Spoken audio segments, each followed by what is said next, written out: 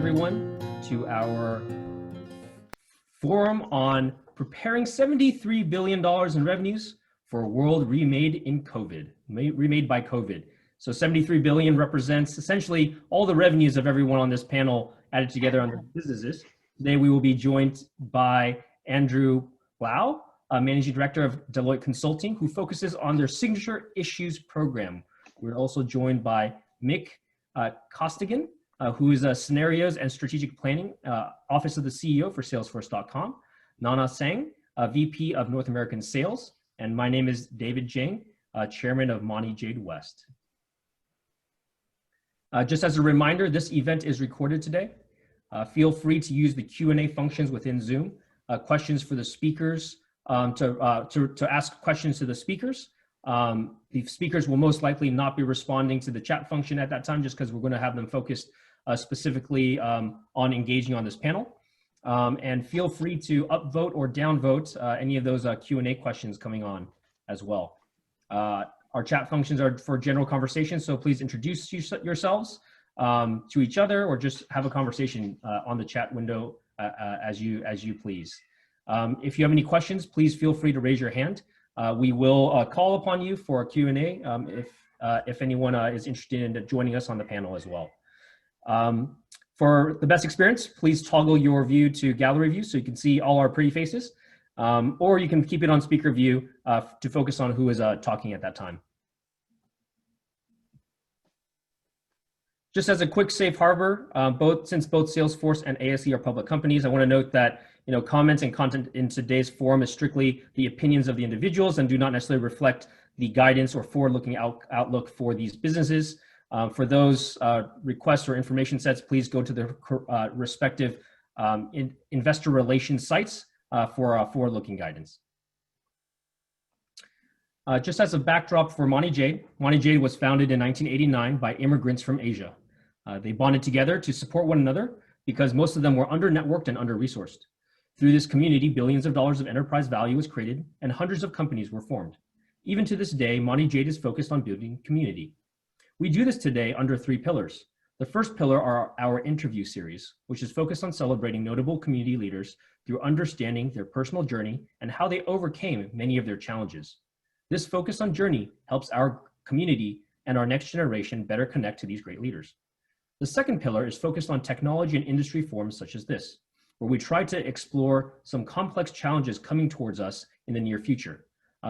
On top of this specific forum, we've also done technology forums that have included topics around biosciences, venture investing, AI, and communications. The last but most important pillar of Monty Jade has been our mentorship program. This 100% volunteer-run program focuses on building the skill sets needed of future leaders. Eastern Asians are underrepresented in the leadership of many Bay Area technology companies, and they continue to lag their peers in being promoted up. This disparity has gotten worse over the last 2 decades, and our mentorship program strives to help address this inequality. The 6-month-long program of mentorship for the mentorship program focuses on education, deep engagement with small mentor families to help address some of the challenges as they try to move up the corporate ladder. If you know anyone who's interested in the mentorship program, feel free to have them apply online. We are taking applications at that time, and admissions will be closed starting in September. At this time, we would also like to thank our sponsors. We have 2 sets of sponsors. Our virtual series sponsors, Deloitte, Venture Pack Law, and Silicon Motion and New York Life, have graciously sponsored our new virtual series. Our traditional sponsors, when we were able to go outside and meet in person, you can see them on the right-hand side. And we'd like to thank UMC and Deloitte as some of our top sponsors today. Oops. Sorry about that, logistics issues. At this time, I have the great pleasure of introducing an amazing panel here. Andrew is Managing Director of Deloitte Consulting. He has more than 30 years of experience that spans strategy consulting, future thinking, social impact, public policy, and Andrew helps executive teams address and adapt to the most critical issues likely to shape our future and their success. He's a Managing Director, and he leads the Signature Issues program, created to accelerate Deloitte's insights and services on the most important cross-cutting issues shaping organizations and markets. Previously, he launched Deloitte's strategic risk solutions practice, created to help senior executives and boards spot and prepare for disruption and other fundamental threats to their competitive position and business models. He has also served as senior advisor to the chief strategy officer in guiding internal efforts to develop and refine strategy for Deloitte. Mick currently works on scenario and strategy in the office of the CEO at Salesforce. Mick was previously a fellow at the AI and machine learning team at the World Economic Forum Center for the Fourth Industrial Revolution. He spent 6 years as a leader in Salesforce customer innovation team, Ignite, founding the Latin America team and developing the company's CEO thought leadership content. He has over 15 years in experience consulting on strategy, innovation, and scenarios and economic development. Nana is Vice President of Sales at Advanced Semiconductor Engineering, ASE, the world's largest provider of independent manufacturing services in assembly and test. Based out of ASE's USA headquarters in Sunnyvale, she is responsible for the entire sales strategy, technical program management, business development, and growth of the entire West Coast region, which represents a very significant portion of ASE's revenues. This covers a wide spectrum of fabless and IDM customers in a very diverse set of market applications. Her passion in the industry comes from working with innovative companies, and she's committed to bringing forward the next revolution of technology into the markets. She also is a board member here at Monty Jade. So first off, I want to thank you all for joining our panel today. And I want to throw it to Andrew. You've done quite a bit of research, and you spent quite a time building out the entire forward-looking strategy of Deloitte, and you have some amazing insights. I'd love for you to just jump right into it and give us your perspective of what's going on. Well, thank you, David. It's a pleasure to be with this crew and with this community. The short answer to this question about what's going on is something that we've never seen before. And the thing that we've been focused on at Deloitte, and both internally and in conversations with clients around the world, is how do you prepare for a world that you really can no longer predict? There are no playbooks, I think, for where we are. We have multiple cascading, it feels like crises. And whatever plans people thought they had in January are clearly not the plans they have now. And what we've seen even between March and July is that the story can change multiple times. So what we've been focused on is how do you create a structured way to think about a future that feels fundamentally unpredictable, for which there are no playbooks, in which you need to sort of identify where are the potential opportunities, where are the potential risks, what are the potential pathways that what we can see could turn out to be something very surprising. So the tool that we use for that is a tool called scenario planning. And in my experience, having done scenario planning for decades now, everyone's done some version of it, which at its simplest is sitting with colleagues and saying, so what if this would happen? But we did something a lot more structured. We,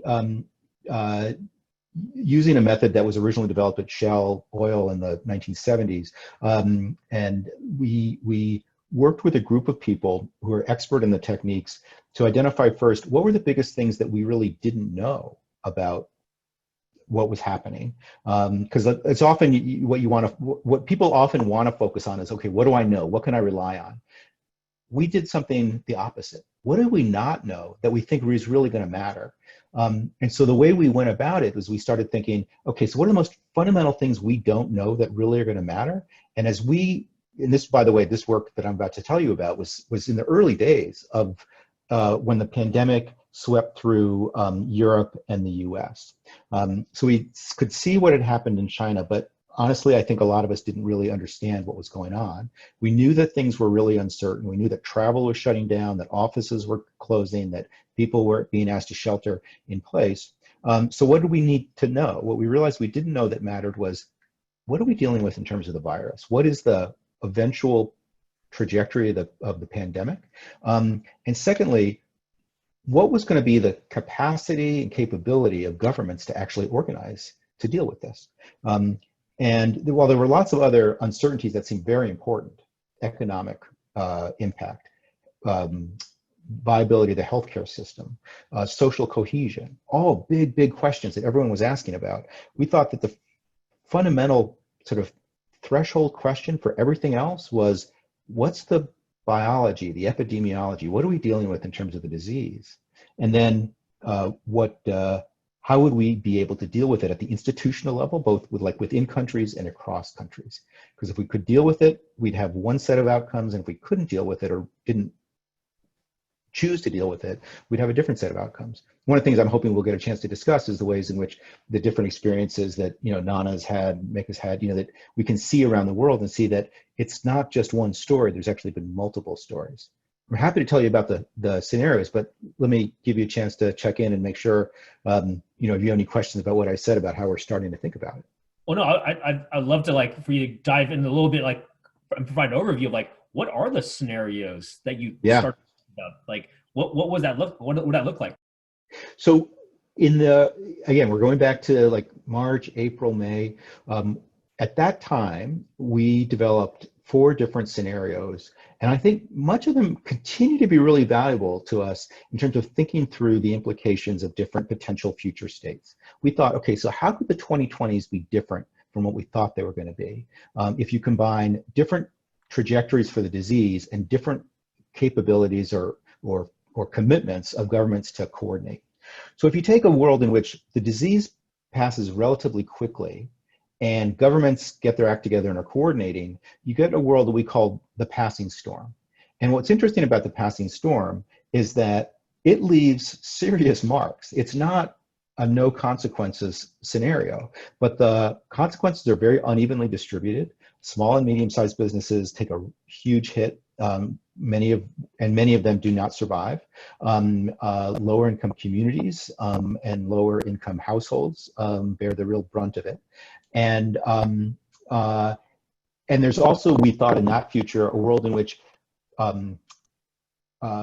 people return to actually greater trust in the institutions that actually made a difference at this moment of crisis. So for many of us in the US right now, it doesn't feel like the passing storm is really a viable story anymore. But I think other countries have had different experiences. So understanding what does it look like when this passes relatively quickly and we feel like we've got it under control? Who benefits? Where does trust get restored? Who does bear the brunt of it? And how might that change the playing field for companies? So that was one. But another scenario was one that took a world in which the pandemic went out for a longer period of time and countries or governments really could not get their act together. This is turned into a scenario we called good company, a world in which private sector actors stepped up and actually became the heroes of the story. They were the ones that actually delivered personal protective equipment to the communities and the hospitals that needed it. Companies actually that stood up and did things for the communities in which they were located, their employees, their customers, and we see evidence of this. Actually, it's interesting. Just recently, I don't know if you saw it, just a few weeks ago, there was a Axios Harris poll that said trust in private sector companies has grown, especially for the companies that people have relied on through the pandemic. So a world in which the relationship between the private sector and the public sector shifts decisively, and private sector is really where the answers come from, could be another story about the 2020s. There's a third scenario though, and it's one where the pandemic goes on longer, and the ability of countries to coordinate tends to be very uneven. There's a world we called Sunrise in the East, a world in which the trend that we have known about for now 20 years about the rising economic, cultural, global power of East Asia and China in particular really gets accelerated as a result of COVID-19. A world in which China and other East Asian countries who have dealt with it much more successfully step up in a world that continues to be globalized in some way, but under a new set of rules, an Asian set of rules, a world in which the locus of activity, the center of gravity, shifts decisively to the east in a way that U.S. companies and U.S. policymakers who may have thought they had a decade or more to sort of think about the consequences of this kind of changing geopolitical order actually find they have 2 years. And then the fourth scenario is the one that I think many people fear the most and feels all too plausible still. It's a scenario we called lone wolves, a world in which the pandemic goes on for a long time. Countries, whatever their beginning ability to coordinate, actually diminishes over time. And so you have a long pandemic less and less coordination, and a state in which people feel like they cannot get their hands around a disease that keeps escaping their control. When you see stories where the virus comes back in places where we thought we had stamped it out, where traditional allies start actually pointing fingers at each other, where people are now fighting over the remaining, whether it's vaccines that may come out later in the year or protective equipment. So it becomes a world of all against all, and in which supply chains get very short. Public policy gets driven around national protection. Economic policy becomes a subset of sort of national security, and I think would really rewrite the rules for trade, finance, IP, talent, and everything else that we've grown up believing we understood over the last 20 years. So those four scenarios, passing storm, good company, sunrise in the east, and lone wolves, continue to shape our thinking about some of the possibilities. We don't think these are every possibility, but we think they provide an organized structure for thinking about a range of possibilities. And when we talk to clients and we talk to colleagues, it's really interesting. Many of them see evidence or possibilities of all these stories very much still in play. Yeah, it seems like a fascinating time. And I love that framework, because it feels like different people that I talk to your point, like, are experiencing things differently. And I'm really glad today we actually have two different representatives from different ecosystems, right? We have Nana from the hardware world, and then we have Mick from the software world. And I'd love to first start with Nana. Like, I mean, ASE's been like, you have a massive global footprint. You guys have seen SARS before. You guys have an infrastructure. Like, how did you guys, like, start to think about this issue and how do you think about moving forward? Yeah, so David, as you said, so ASE is part of the semiconductor industry. We have actually, I think, reacted relatively swiftly to this COVID when it initially broke out. I think because of our prior experience with SARS, and also we had disruptions in supply chain in the past, such as the tsunami in Japan. So we kind of have an SOP in place where we immediately know what to do, right, to protect the workforce and also to assess the supply chain risk, and then also to react and to respond to our customers and assuring them of any of the supply chain interruptions, right? So from an immediate reaction point of view, I think we have somewhat of a SOP, but I think luckily, as all of our manufacturing base is in Asia, and it's mostly in China and Taiwan. So, and both countries actually, I think, have reacted quite well, governments, okay, have reacted quite well in managing the situation. So for China factory, this happened right before Chinese New Year, I remember. And it became an extended Chinese New Year leave for a lot of the workers, right? And that was a bit scary because we are a very labor intensive industry. So what does that mean to the output? But luckily, within, I would say, 2 weeks, 3 weeks, majority of the workforce is back. Okay, and Taiwan actually, we never really shut down. Okay, so the country kind of shut down the borders, but the factories are operating in full operations during this time. So we were able to preserve a pretty smooth operation during this time. Now, the biggest risk is the supply, the component supply chain, which unfortunately for our industry, it is extremely global. And this pandemic in particular is a global situation where it becomes more difficult to assess what is the impact. So initially, the information is confusing, right? So we kind of have to go through a lot of the information, making sure that at first things seems to be okay, and all of a sudden, no, it's not. Oh, it's not the component supplier, but it's the airline. They're not flying, so we can't get the parts, right? Okay, so the logistics, everything, it has to be checked. So then, but that's, I think in a way now today I can say we're managing it, okay? And if all of you have been following the semiconductor industry, the first half of the year has actually outperformed expectations. And the second half still looks pretty good. So I think the short term, I think we are able to manage it, but I think longer term, we do see some changes coming our way, right? I mean, I think now that we have a time to take a breath and see how we should prepare ourselves going forward with as this panel is about, the post-COVID days. We see a lot of a need to accelerate some of the initiatives that we have already put in place. So as some of you may have heard, there's a lot of companies that are kind of diversifying its manufacturing base into various parts of the world. And that is now being accelerated because people realize you don't want to put all your eggs in one basket. Similarly, with the supply chain, you know, you no longer want to just have one or two suppliers, you may want to have 3 or 4. And these are all efforts to reduce the quote unquote choke points of the supply chain. And of course, we are seeing more strategic alliances across the board with our suppliers and our partners so we see actually more, back to Andrew's, you know, this moment, I see more good in terms of the goodness of the people that trying to come together and go through this period, right? So, and then lastly, I also see that we are accelerating some of our investments in smart manufacturing and automation, which, you know, we believe based on this experience, if our operators can only be half staffed, we can still run in full operations.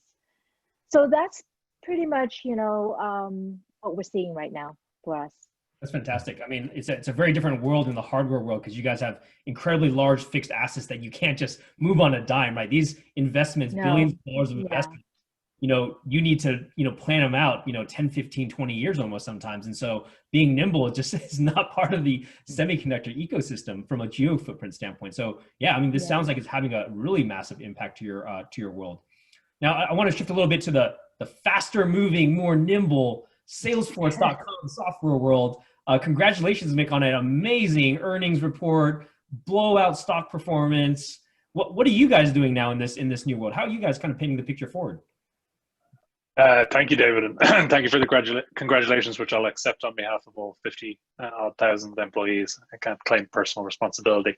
I'm delighted to be here with you all today as another immigrant to the Bay Area. I'm from Ireland. It's great to be part of these types of associations, and I think the work you do is excellent, so congratulations. From the Salesforce point of view, I think, you know, our job is to help our customers connect with their customers. So immediately the crisis put us in a very important strategic position for our customers as they were thinking about how to respond. We're also, as you say, a software company. We don't have large manufacturing facilities, so we're able to protect the safety of our staff by, you know, sending most people home, not only in the United States, but around the world. And the benefit of people being able to work from home certainly allowed the company to keep operating at a pretty high level throughout the crisis. So I think immediately, as I mentioned, you know, our sales, service, and marketing, if you move from a world in which you're engaging with your customers, both in the analog or physical world and digitally, to a world where everything becomes digital, then the tools that you have to manage those digital experiences become really important. So immediately we have getting a lot of demand from customers to accelerate the timelines on projects that we had running, or, you know, move forward with projects that they were thinking about having with us. So huge impetus. But then very quickly, the specifics of the virus also start to become part of how we felt we needed to respond. So we were getting demand for things that we didn't really have existing products to solve. And that kind of came together with a product which we announced in May and released in June called Work.com, which was a kind of a major reallocation of resources within, you know, our development and product organization to bring together capabilities like contact tracing, having a command center, managing the return to work and the reopening of facilities like manufacturing facilities, but also offices. And that the speed with which we're able to turn the organization and focus on that problem for our customers is definitely, you know, one of the benefits of being in an industry where, you know, you can focus effort on code and then turn that into something you can copy and leverage for use across a wide range of customers. So, you know, customers like organizations, governments have been a big user of this. New York State and New York City have both been major users of Tableau, which is a company we acquired last year to put together the data that you need to manage the pandemic. Universities are using the product to kind of plan their reopening. And all of that is kind of part of how we've been reacting quickly. We're also, just to comment on Andrew, we were also very involved with the work that Deloitte did around those scenarios. And in addition to that longer term spread of thinking, we've also done a lot of internal work on shorter term scenarios, different decision periods, different big infrastructure decisions like where to put your semiconductor factory if ACE is facing that right now. Those require longer span scenarios. Shorter term decisions that people may need to make may require shorter term uncertainty, kind of informing the uncertainty. And so we've been working on our own kind of smaller, less ambitious scenarios that start to serve that need for our customers, and using them in the conversations that we have, both with individual customers and then kind of more generally. That's fantastic. It sounds like your speed to deliver change has really helped accelerate some of these wins for you guys, and it's been pretty interesting to kind of like watch that progress like real time, right? And I'm very curious. Like I want to kind of jump back to Andrew. Like how many companies are you actually seeing that have been able to move more like the Mick types of world versus like the Nanas that have like their fixed infrastructure? Like, and how are you advising them differently, or helping them think through things differently? Yeah, it's a very interesting question, and my answer, I'm sure, will be partial. Right, Deloitte is very large. At this point, I've come to understand that the universe of people we don't serve is like, how to put it. If you're wondering, like, we just serve so many different companies that it's very hard to generalize. So let me just start there. The other thing I should say, by the way, as an aside, is earlier I said, we assembled this great group of scenario thinkers. Mick was one of them. And the work was done in partnership and collaboration with Salesforce because of the enormous strength that Mick and his team have. So, but you've asked me a different question, which is what are we seeing among our clients? Wide range of things. One, the ability to think out in time really varies. And for many of our clients, quite honestly, the ability to think about the world in 3 to 5 years still feels like a luxury. So while the work, we are very gratified with the reception the work has gotten both inside and outside Deloitte with our clients here and around the world. Just yesterday, I got the report that over the last 5 months, it's been, I believe, the most downloaded COVID-related report that we've done. So people really, on the one hand, they're hungry to understand how might the 2020 surprise us. But when you're actually talking to executives about the challenges they have to face, they're still they're working on a shorter time period. In our original thinking about this, listen, that's not surprising. Our original thinking about this was that our clients were going to probably be bucketed into 3 different ways that they were meeting the challenge. One was what we called respond. Like, how many of us, Nana's in a somewhat different situation, as she mentioned, in passing, companies in Taiwan have had experiences with pandemics. They actually acted very quickly. A lot of American companies never seen this before. So like, how do you actually secure the safety of your people? How do you actually get them out and working? How do we make sure we actually have enough site licenses for all the technology that they all rely on? Like, we were dealing with some very specific issues very quickly. And let's be frank, scenarios are not very good for dealing with those issues. There are other tools that are better. There's another period called, that we called at least, recover. So if you're, first you got to respond, then you need to begin to recover. How do you build back? And the third is, how do you thrive? How do you actually start to position yourself to adapt? And we know that how you recover and how you thrive are going to be linked. The decisions that companies make, especially fixed asset, high fixed cost companies, need to make choices now that will have long tails. They will play out for some number of years. And I've talked to many clients about how they could make choices that give them the most optionality later. So what we've seen among some clients is, mostly I think they are still focused on recover and only now begin to think about how to thrive. Secondly, just as the distinction between a Salesforce, a software-based company, and a hardware company, you require different kind of planning horizons. I work with one of the country's largest automakers. And they're using these scenarios to think about, on the one hand, like, where do they need to focus their reopening strategies? But also, how do they reallocate capital against where the opportunities might be for them? So when you have a long planning horizon, you need tools that'll actually allow you to do that. Lastly, I'd say with companies that are sort of in between. So I think about, for example, I've been talking with a number of insurance companies.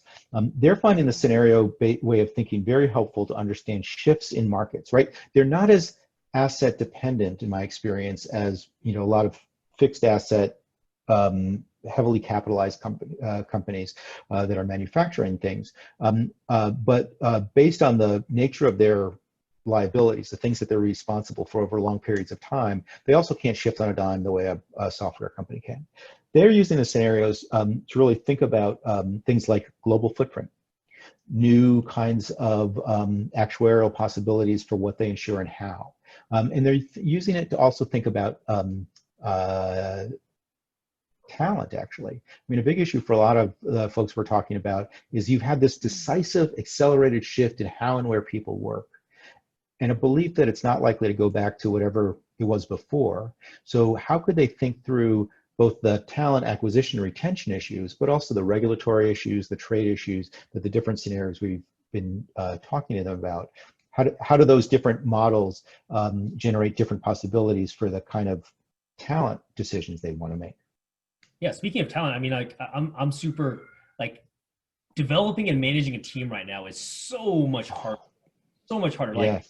I don't know about you, but like, I'm a people person. I like talking to people. I like, patting people on the back, or like, there's these like micro expressions that we can't really have as well online. And I'm very curious, like, to Nana now, like, like, as you engage with your customers, like, you run the sales org, you've got a big team, you're running billions of dollars of sales, and ASE is dependent on you. How are you building your company culture, and how are you building your engagement with your clients now in this new world? Yeah, so I think, I was depressed for a little while because I almost feel like, how can you do sales, right? But I think definitely you find a new way, right? I think you're definitely the traveling part of it, where you get to see your customers, or you go with your customers to the factories to understand the issues, or to look at the production situation is no longer an option, right? And that used to be one of the most effective way for them to see the kind of work that we put in for them, right? So now it's of course the virtual meetings, but it is, and we try to keep up a cadence with our customers. So even though, so yes, then you cut out all the entertainment part, which I actually don't mind, but you get straight to the business. So the value proposition is very important, right? You have to have agenda. You don't just say, hey, let's schedule a time to chat, right? So you have to have agenda. So one of our challenge now at sales is to figure out a topic, right? To get them have some conversation with you. But overall, I think we're managing it, because a lot of what I do also is to ensure, since now the customers cannot go to the factories, I kind of have to play a bigger role as the liaison for them, to make sure things are running as they expected. So the role is shifting a little bit, right? So less of that front line, the actual sales funneling part of it, but more of the, maintaining and making sure the execution is done. Has that customer expectation changed now, given this new environment? Because they're all facing the same problem set now too, right? Like, has that shifted? Can you like how's that dynamic changed for you? Customers' expectations in what regard? Like how you deliver your services? Yeah, I think in our industry, none of us ever touched the product, So, as long as the product arrives to their dock and meet their launch, everybody's good. Right. So honestly, if that means less travel and less meeting time, I think we're all okay for now. I think the customers are okay. They don't necessarily want to see me, to be honest, right? Unless there's an issue. Right. So no Right? wheels. So, That's the whole goal. Like out of sight, out of mind. Revenue still flows through. so I'm the one who should be more worried, right? Because I have to make sure I'm not out of sight, out of mind for them, right? But for them, as long as there's no issue in delivery, they don't need to call me. I guess I should consider that as a good thing, right? But our industry is really a relationship, right? So it's a continued business.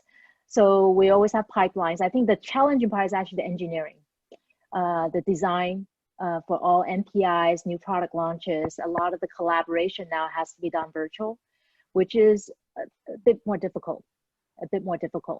So that cycle, I think we need to manage a bit earlier.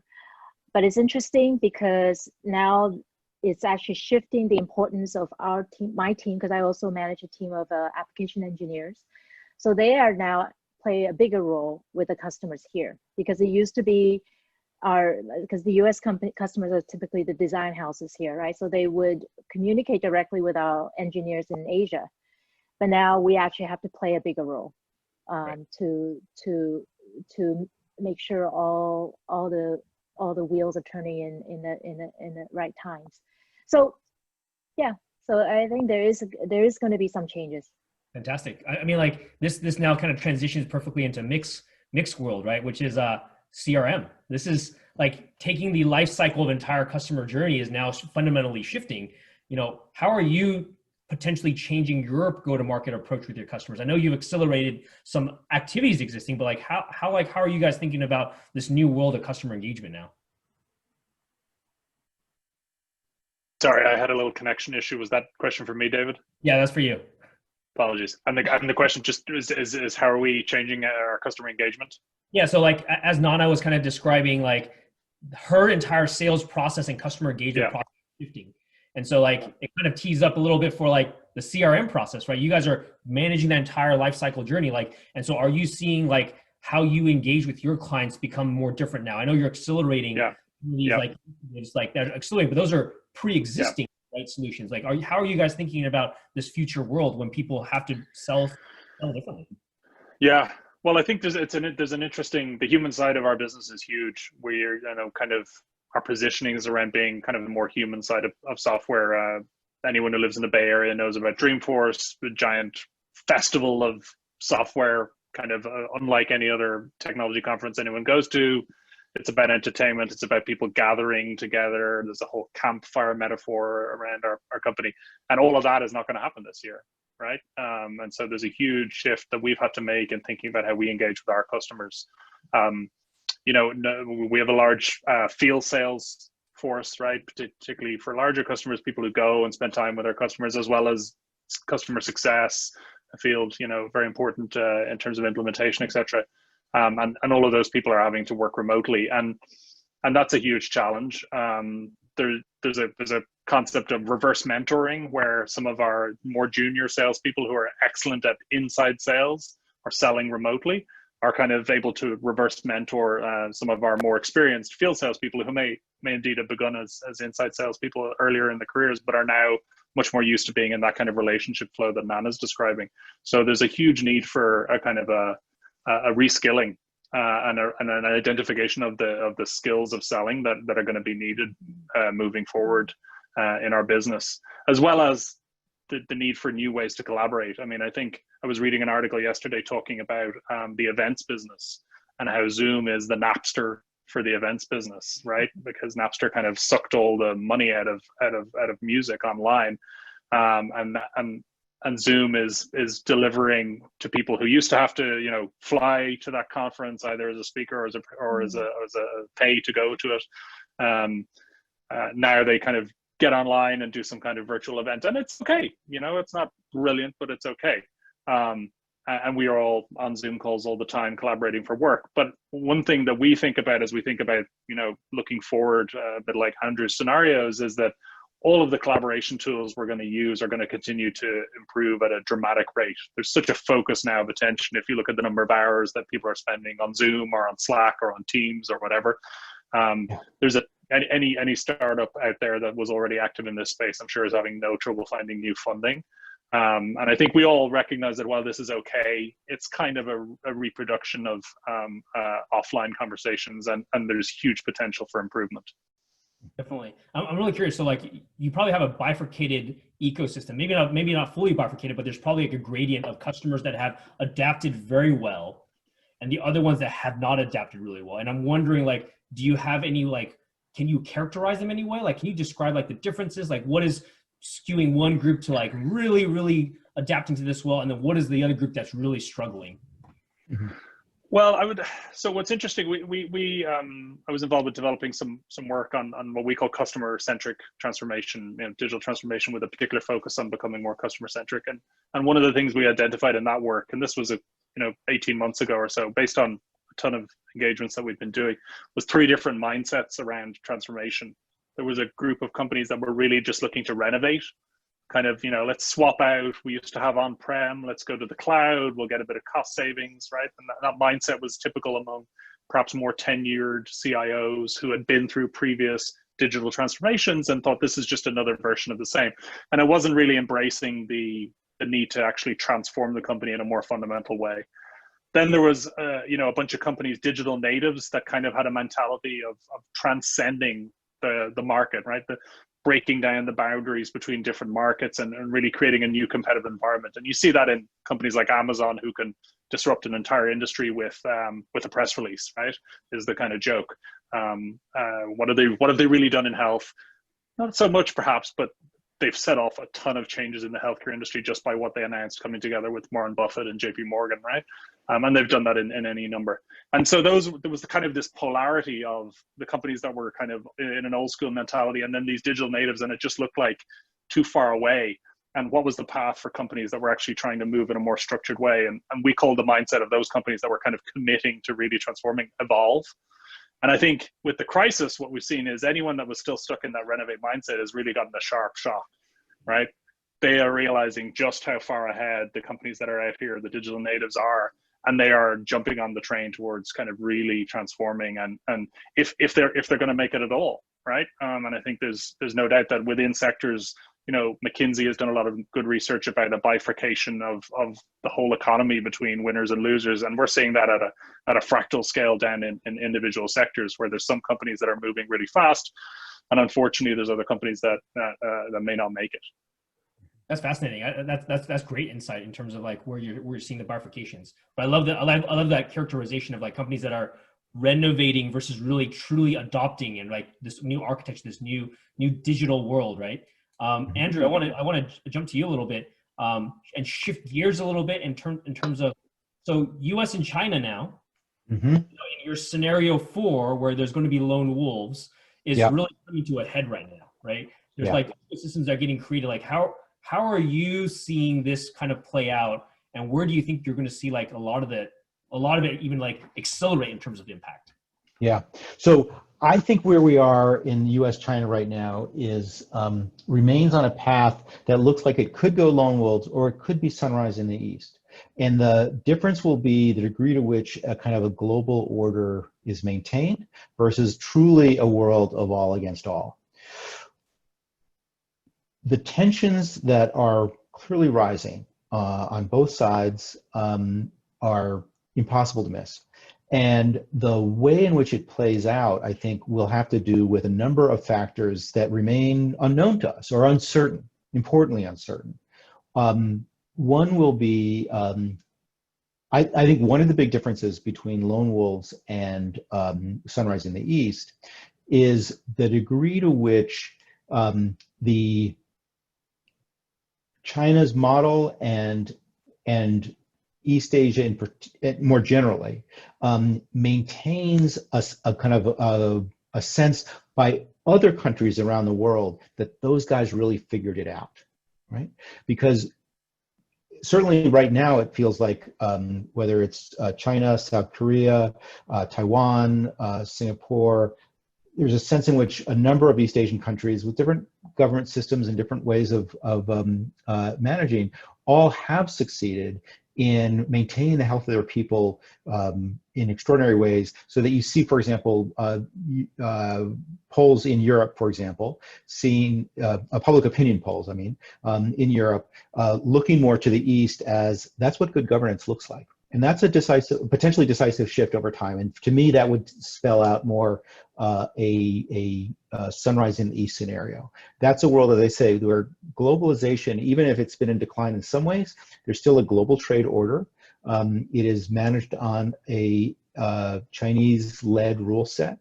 That's a world in which I would expect to see Chinese nationals take on higher leadership roles in many multilateral institutions, and a kind of decisive shift away from a post, World War II tradition of Americans and Europeans leading those institutions to something that really has a much more Asian flavor. I think we'll start to see more of a lone wolf scenario when that whole global order starts to break down, when there's not a belief that Asia is the place to look for what good governance looks like, or at least effective maintenance of health and security, but that no one can really trust anybody.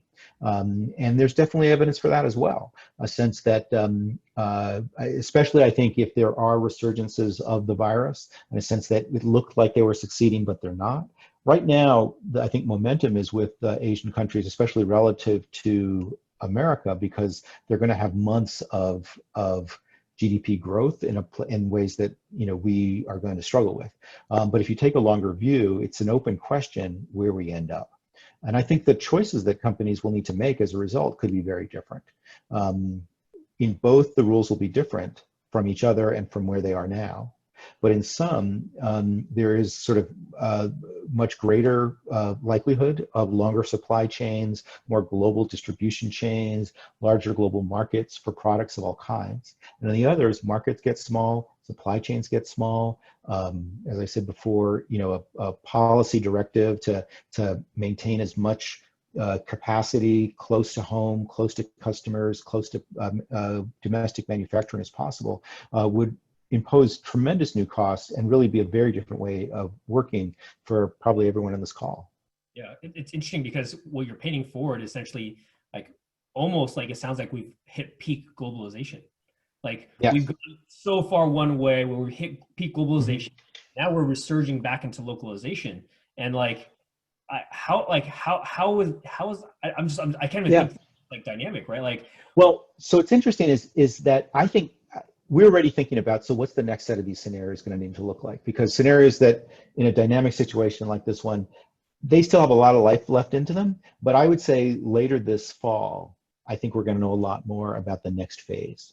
You'll have a decisive, I don't know what the American election will look like, but it will be complex and will tell us a lot about the next couple of years. And so those events will be important.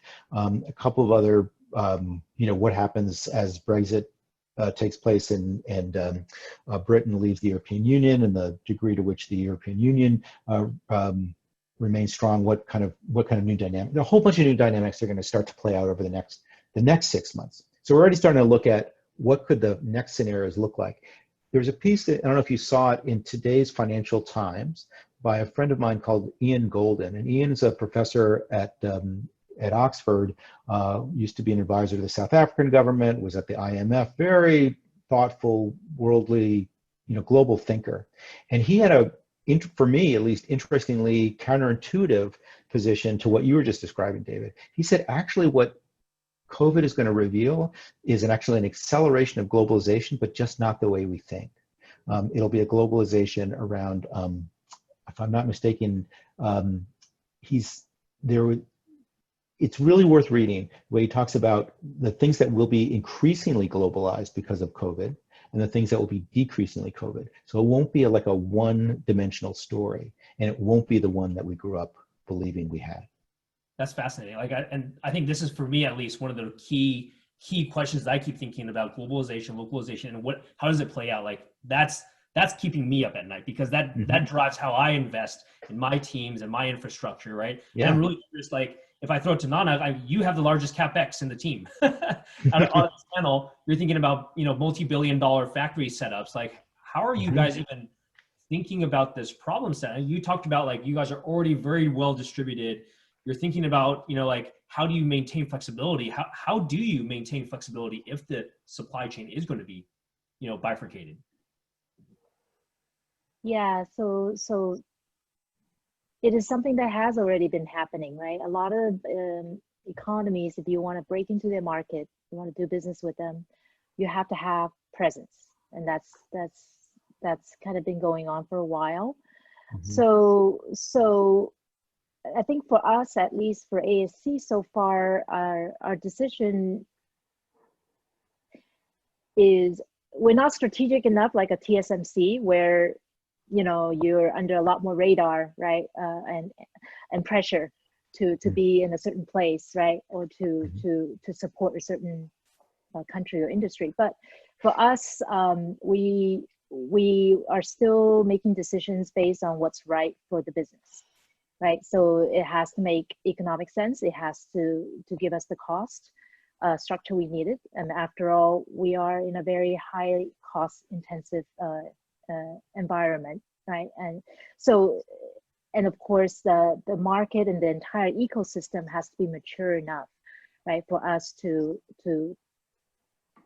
create another local content in a country, right? So all of these are evolving, but we definitely do see that as the industry and the geopolitical environment is encouraging more and more outsourcing or let's say departure from the China-centric or East Asia-centric kind of manufacturing, where they're moving more into India or Southeast Asia or even Mexico, Brazil. You know, you can't go there alone, basically what I'm trying to say. You kind of have to have the whole ecosystem. So if there's the impetus for that to happen, then I think it will definitely accelerate or make it easier decision for us. But as part of what we do right now, it's impossible to go just by ourselves. Sure.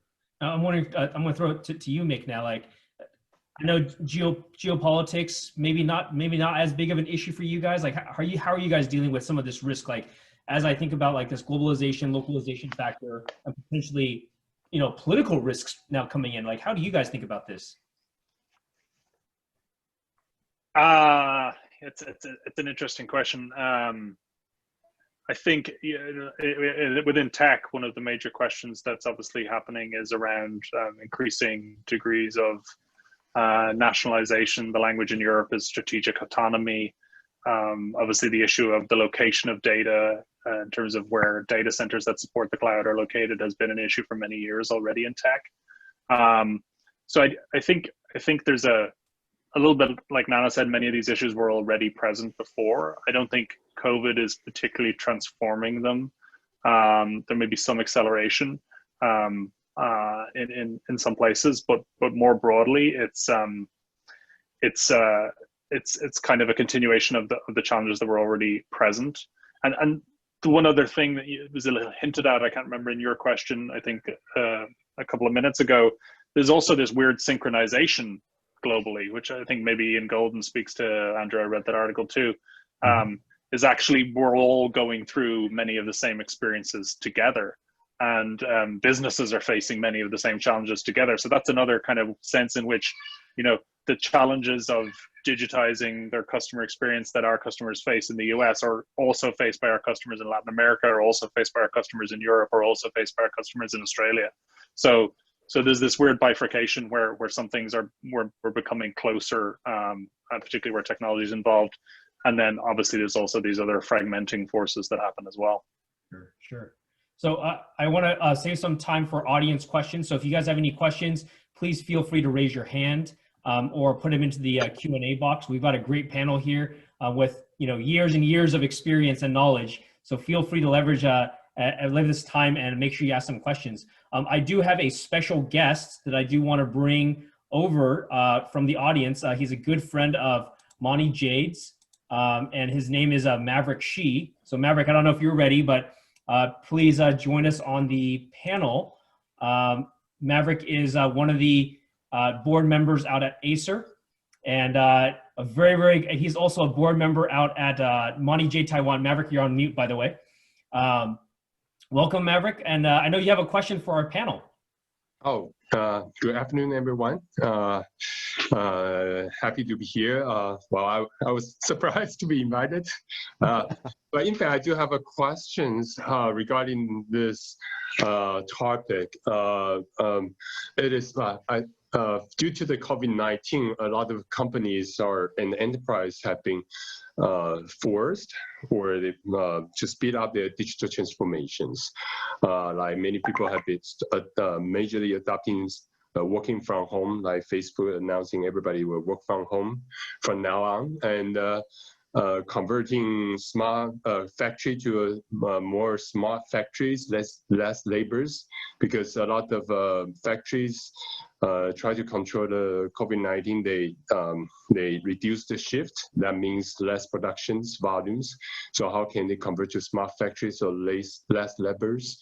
Of course, and also because of lots of people working from home. So many companies use this opportunity to go to SaaS model services, adopting more SaaS in their backend processes. But all these are increasing the use of clouds, internets. Now, of course, lead to my questions. So this is in fact for all the panelists. What are your views on increasing cybersecurity threats that business owners are facing?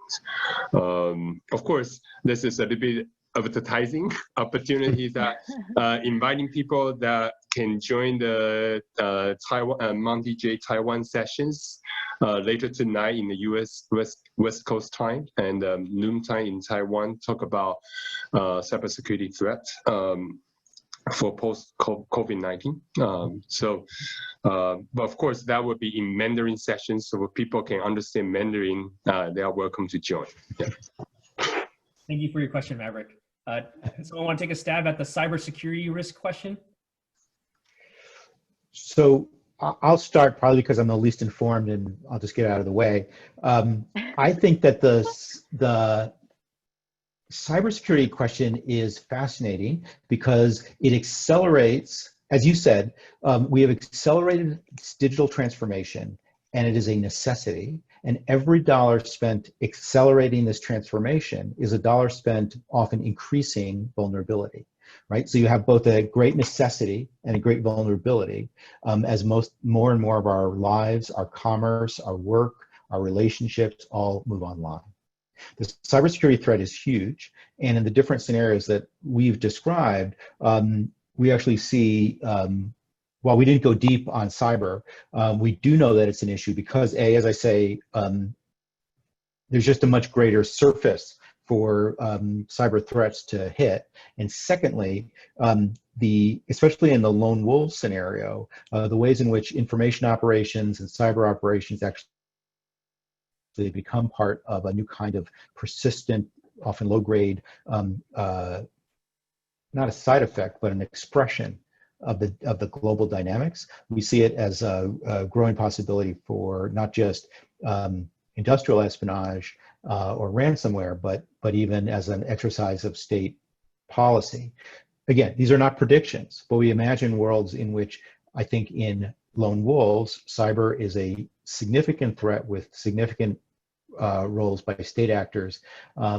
Sunrise in the East, it's also significant, but I think the dynamics would be a little different. In either case, the need to address cyber concerns looks like one of the robust implications of any scenario. Great. Nana, you want to give that a stab? Like, how are you guys dealing with cybersecurity? I was hoping to buy more time, but I think definitely the cybersecurity issue in the increasingly data-driven and connected world. I think that's a very, very big topic. I think for us, and if I try to put it in the context of what ASE does and the smart manufacturing, I think that definitely, you know, it's interesting that you know, Maverick, you brought this up because, you know, as I mentioned earlier, one of the trend is really to push forward the smart manufacturing of the full automation, right? Or we call it the blackout factory. So basically, you don't need to turn on the light; it's everything just kind of manufactures, right? And the thing is now, a lot of the customers are now hitching on this because of this COVID. They realize, hey, we want to be able to have access to all these information, right? So they're taking the opportunity as we try to move towards smart manufacturing to build in, or they're trying to build in the requirements or requests that we want to have the dashboard, we want to be able to access how the status of our production, the yield, you know, all the data, right? So it's almost like they're a virtual factory. They're trying to create a virtual factory. So I don't know if it really is. I think so. The little of what I know about security, then I can just imagine this to be a security issue too, right? I mean, of course, you know, the customer should have access to their data of their products. But at the same time, how do you protect other customers' data, right? Or some of our confidential data or some of our IPs. So those are the kind of issues where when you start looking into more of the connected factories and the connected information, I think that is something that I think we will have to invest in. Yeah. All right, the all digital guy, Mick. I was hoping we were going to move to the next question because I despite the fact that I work for Salesforce, this is not my area of expertise. I mean, what I'll say briefly is at Salesforce, we've taken cybersecurity very seriously for a long time. We're very explicit about the values in which we run our company, and we prioritize the decisions we make in terms of those values. And our number one value is always trust. So customers provide us with their data, and if they don't trust us, then there's nothing else we can do. So any decision we make is always based off that being our number one value. And so we'll continue to make those types of investments. And I think that anyone whose business it is to be in the cloud and manage other people's data is probably making similar decisions at this point, given the evidence to date of the threat that this represents. So in my perspective, it's a really interesting topic, this like cybersecurity issue, especially in the world of COVID. Many companies, especially the ones that have been predominantly like on-prem, have never had to really, on a relative basis, have not had to deal with it as much, right? I could store my password on the Post-it note under my laptop, right? Like at work, physically, like go ahead, try to steal that. You're never going to find it. It's on my desk, right? But now we're actually moving to a digital world that's actually fundamentally changing what safety looks like. And I think we're being like rushed into this new world where we need to learn really, really, really fast. And I know like we have remote workers now because like 80% of our staff can work remotely, but a lot of them are not used to it. So like, oh, what is this 2FA thing? We need to like do two-factor authentication. Like, so people are not used to this because they historically never had to do it. So there's this big function of like behavioral shift. And I think like to kind of like Andrew's point before, like COVID is going to accelerate some of these transitions into a whole new world. I think that's one. The second thing that I think is really fascinating is this is where I think the large are going to get even larger and even stronger. Right. So we think about like risk. So as nodes of risk increase, the cost of protection also has to increase fundamentally. So this cost structure can only be borne by like literally like the people with the most money, people that are on slim margins, that revenues have been impacted by COVID. There's no way they can double down on this investment. So it just creates this like a risk factor for weaker businesses that like, if you think about like, if we assume the ecosystem of the world is like a rainforest, the weakened animals or the weakened like people are going to get destroyed first. And so I think this is going to also create that second acceleration of the have and have-nots. So that's kind of the way I take it. I don't know, Maverick, if that helps answer your question, but I'm looking forward to joining you tonight on our cybersecurity panel. Yeah, thanks for Yes, thanks for the panelists and also David, your response and feedback. I think because at the same time I'm also the chairman for Acer Cybersecurity Company. Is a spin-off from Acer, purely doing cybersecurity services. We call Security Operations Center services. There are in fact increasing threats on the internet. Because more and more things goes on cyber. So of course the challenges is always there. So I would encourage everybody, if you have chance, of course, hopefully to join the session later today. Of course, hopefully one day, because another things I want to mention, another thing David and I we were trying to do is how we can use this new technology, Zoom, something like this, that we can do this cyber connection between Taiwan and the US or West Coast in the US, that we can have more free flow about informations, technologies, and experience on this platform. Yeah, thank you. Maverick, thank you so much. I'll move you back to the attendee side. And Yes. sorry to kind of surprise you with these questions and Yes. test your English here. You get to test my Chinese later tonight. I will do that later on. Well, great. All right, thank you, Maverick. That's amazing. Let's see. I'm gonna stop video. Working on. Sorry. All right.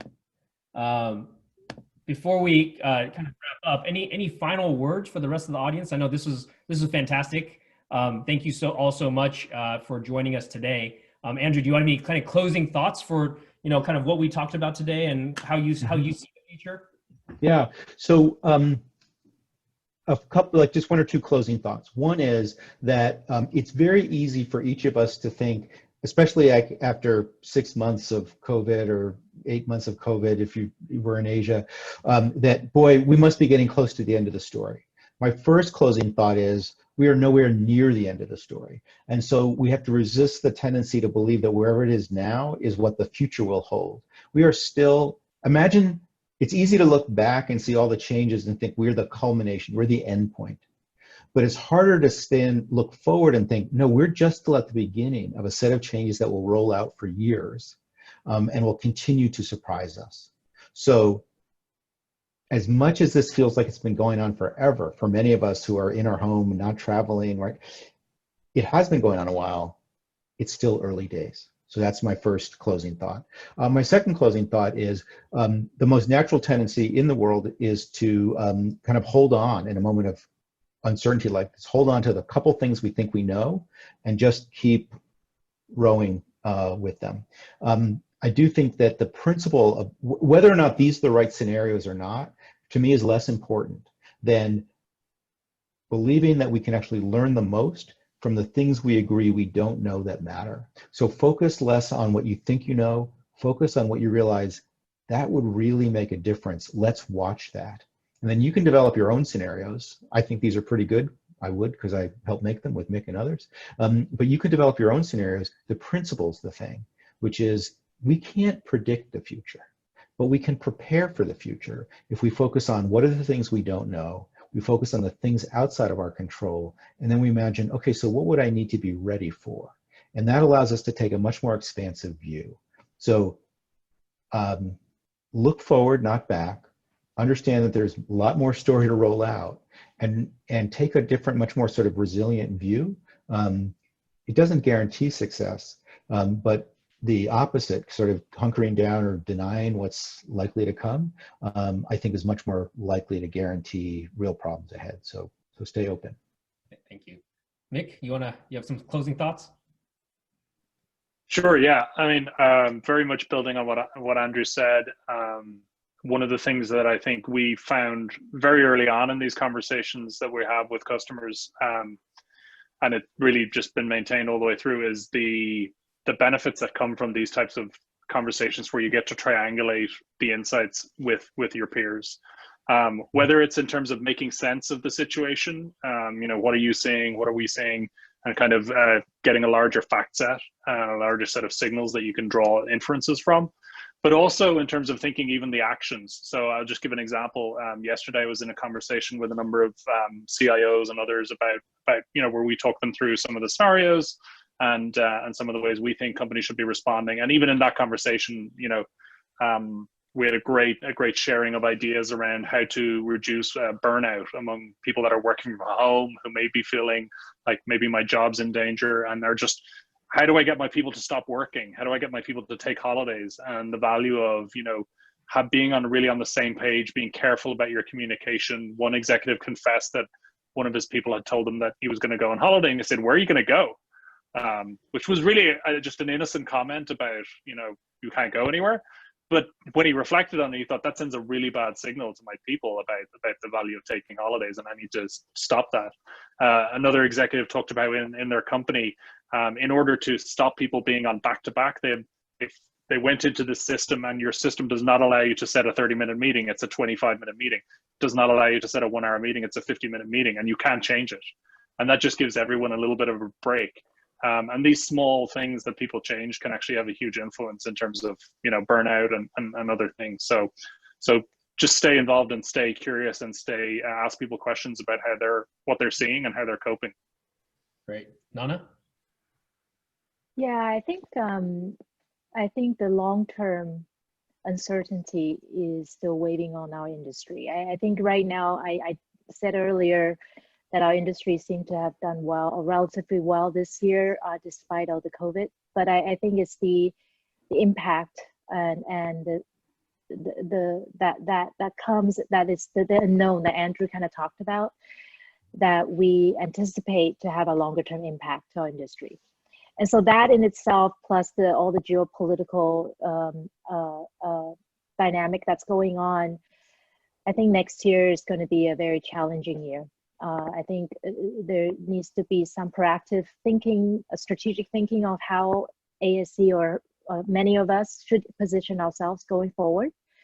I think from Nick's point about working and from home and taking care of employees, I think that's definitely one of the things. You guys kind of asked me earlier about how I manage my team, and yes, it's a very different way of working.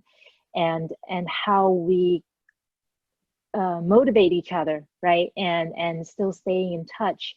I think that part of it, I don't know. I think it's everybody has the same problem. So I agree. We should just try to be nice to each other, right? And reach out to each other and not become lone wolves, right? And because I think it's hard enough that we can't go out. And if we are completely shut down from the outside world, then it's going to be really bad.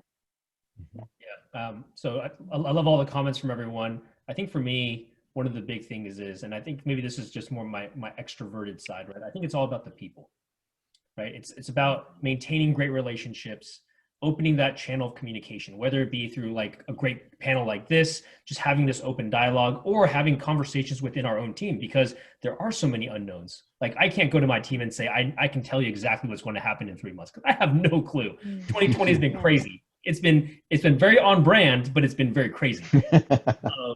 And so I think just being collaborative with your team, being transparent with the team. And I think this is actually an amazing opportunity. If we think about the silver linings, I see everyone's houses now. I'm actually being invited to everyone else's home, just right? So I think there are some silver linings. We're actually getting to know our colleagues a little better. We're actually seeing their family because they're either walking by or connecting some other way. I think there is going to be some silver linings out of this, that as long as we stick together and stay close, that we were going to come out of this much stronger than we were coming into this. So I think there's some silver linings that we should be thinking about. I want to thank the panel. From my bottom of my hearts, I love you guys. Thank you so much for coming out and supporting us. I really, really appreciate it. Thank you so much. I'm going to do some really quick logistics wraps.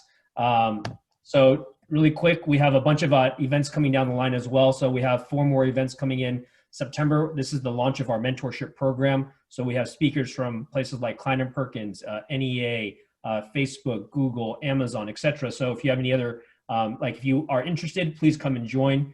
Our Q4 events are pretty filled as well, and we're building into the 2021 events as well. Lastly, I want to thank our sponsors, because without them, we wouldn't be here today. So thank you, Deloitte, Venture Pack Law, Silicon Motion, and New York Life. Thank you for continuing to believe in our mission and supporting us.